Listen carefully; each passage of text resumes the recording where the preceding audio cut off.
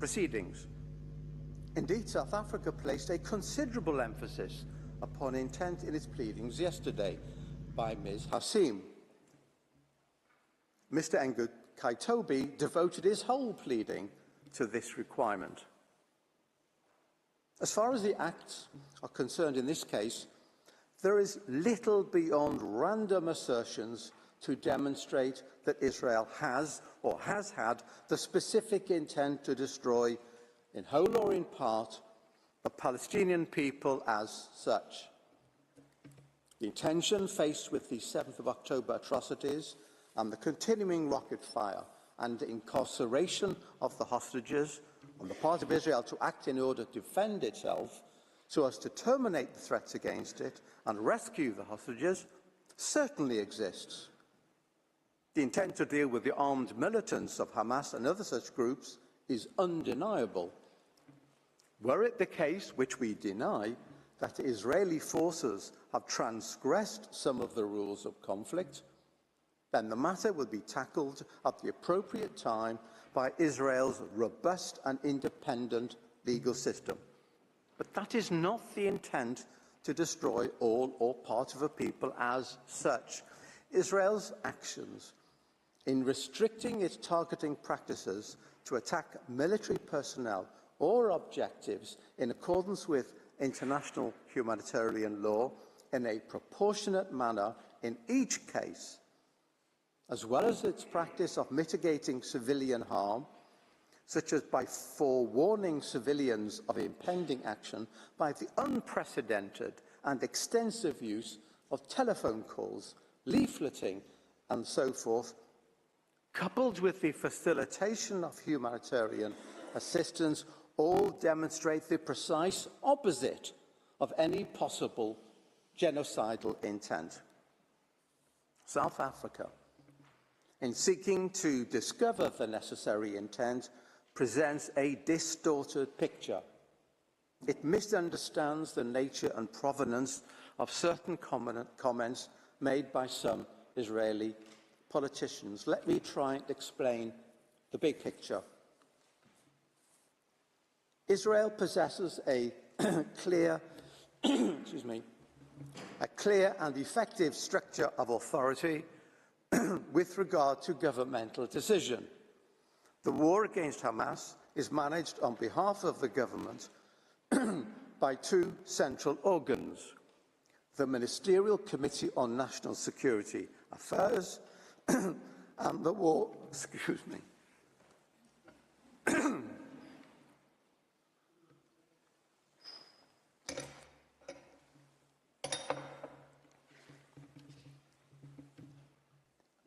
and the War Cabinet, the latter established for the purpose of managing the war by the former.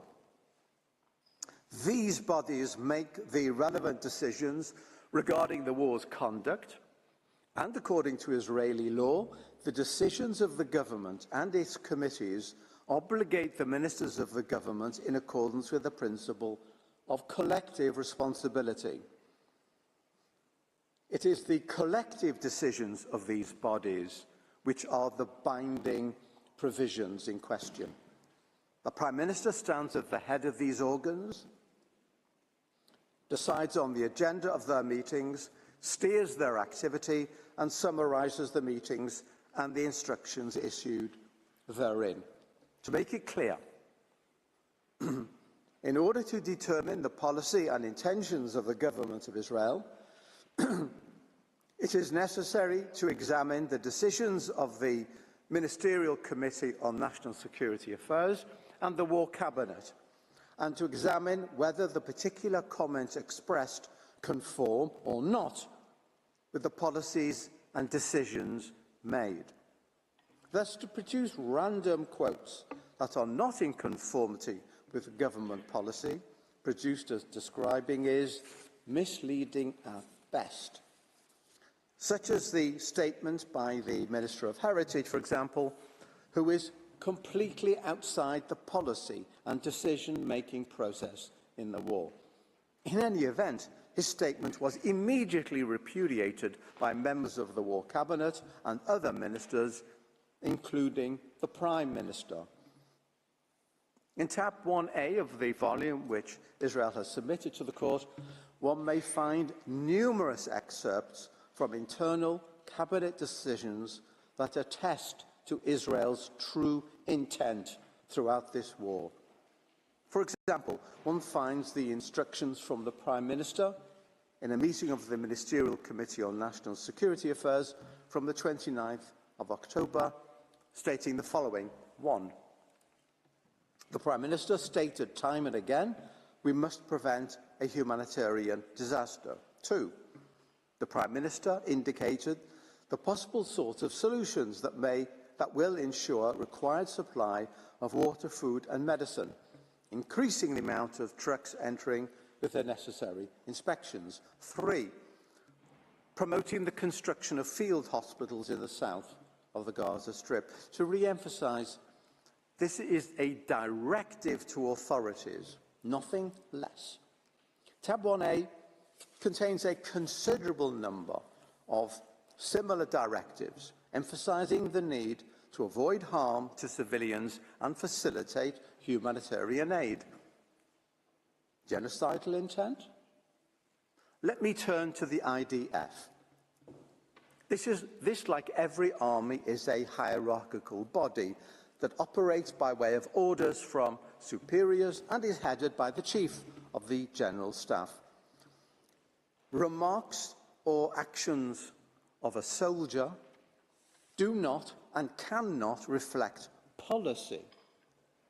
In tab 1B, one may find a daily operational directive, which I understand is repeated day by day, issued by the Operations Directorate of the IDF, stating that attacks will be solely directed towards military targets while adhering to the principles of distinction, proportionality, and the obligation taking precautions in attacks in order to reduce collateral damage. This is a directive that binds all IDF forces. It continues by stating that the laws of armed conflict allow destruction to civilian property only when there is a military necessity to do so, and prohibit harm to property for deterrence purposes only, or for the purpose of punishment, individual or collective. It emphasises that it is necessary to treat enemy civilians with respect. They should not be treated in a humiliating manner, and civilians should not be used for the purpose of performing activities that might put them under risk to their life or their body. This is a mandatory instruction effective since the start of the war. Tab 1B contains many similar provisions, which are themselves only an illustration of many other such directives, orders and procedures. Further, on the 28th of October, the Prime Minister publicly declared that the IDF is doing everything possible to avoid harming those not involved, while on the 18th of November, he declared that, first of all and above all else, Israel acts according to the laws of war. This is how our army works. The Minister of Defence publicly stated on the 29th of October that we are not fighting the Palestinian multitude and the Palestinian people in Gaza, and declared on the 13th of November that our war is against the Hamas terrorist organisation, not the people of Gaza. Again, the President of Israel declared on the 12th of October that we are operating militarily according to rules of international law, period, unequivocally. We have collated numerous such statements by the President, by the Prime Minister, by the Minister of Defence, by the IDF spokesperson and others in tab 2 of our volume. Since this is such a critical part of South Africa's thesis, permit me to refer to two further statements by the Prime Minister. I start with the most recent, 10th of January. Israel has no intention of permanently occupying Gaza or displacing its civilian population.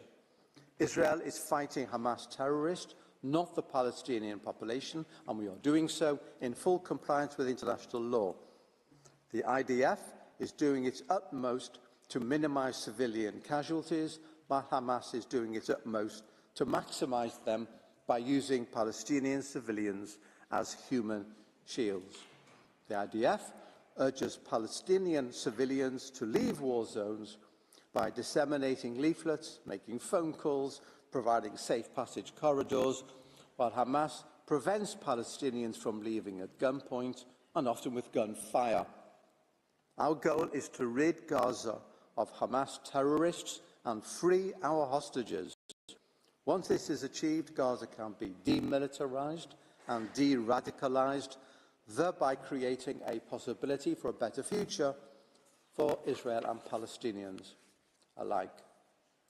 On 23rd of November, Prime Minister Netanyahu declared that any civilian death is a tragedy, anyone, and to avoid them, what you do is first you try and get the civilian out of harm's way, and that's exactly what we did. There are many more of the same.